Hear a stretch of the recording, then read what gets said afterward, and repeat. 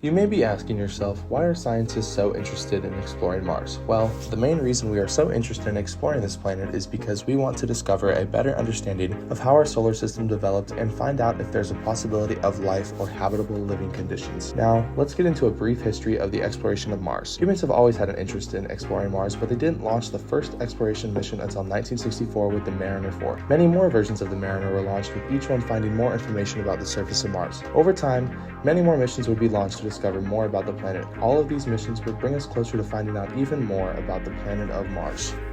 NASA outlines their exploration of Mars through a 19-step landing process for their Spirit rover, which launched in early 2004. Step 1. Communication prep begins. Mission team prepares the spacecraft for communications.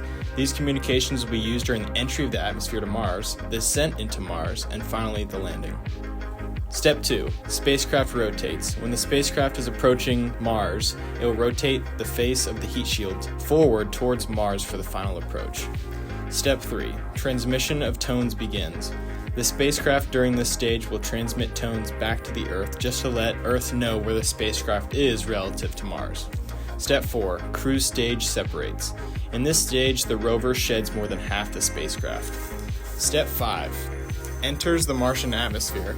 This lander will be coming in hot at approximately 12,000 miles per hour. Step 6. Parachute deploys. The spacecraft during this stage slows, and it's about 30,000 feet above Mars when the parachute deploys. Step 7. Heat shield jettisons.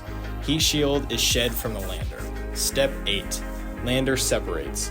During this stage, the lander separates from the back shell. Step 9. Radar ground acquisition begins. Radar systems determine how far the spacecraft is from Mars' surface. Step 10. Descent imager takes pictures of the surface. During the descent, the imager will take pictures of Mars' surface. Step 11. Data transmission to Mars' Global Surveyor orbiter begins. During this stage, the spacecraft will keep sending transmissions about the spacecraft's current location. Step 12. Airbags inflate. The airbags are inflated to ensure a soft landing for the rover and will allow it to bounce on anything on the surface of Mars. Step 13. Retro rockets fire. The rockets will fire, allowing the rover to slow up before hitting the surface. Step 14. Brittle is cut and first impact occurs. Vehicle free falls to the surface. Step 15. Lander rolls to a complete stop. Step 16. Communication attempts begin. Transmissions are attempted depending on how the rover is oriented. Step 17.